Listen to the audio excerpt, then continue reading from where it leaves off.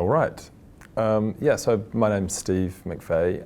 I've just heard a presentation by Dr. Ken Coe from Brisbane, who graduated from the University of Queensland medical faculty and is a practicing GP in Brisbane with a special interest in sexual health.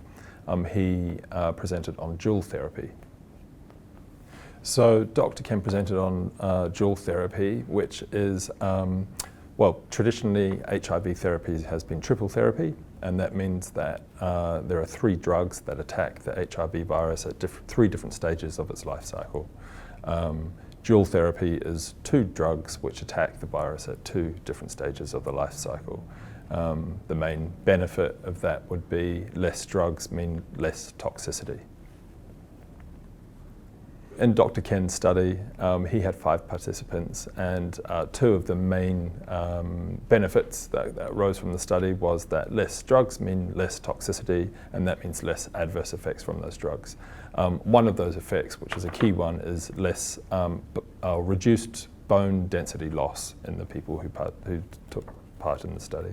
Another part of what Dr. Ken spoke about was lots of very scientific details of what the different combinations of those drugs means. I'm not a scientist, and so I'm not about to go into that, but there were some different provisos that he mentioned at the end of his study. One of them that to be on the study you had to have a viral load of over 500,000 and a CD4 count of below 200. It was interesting that you had to also have 0 resistance to any other drugs, any other drug history.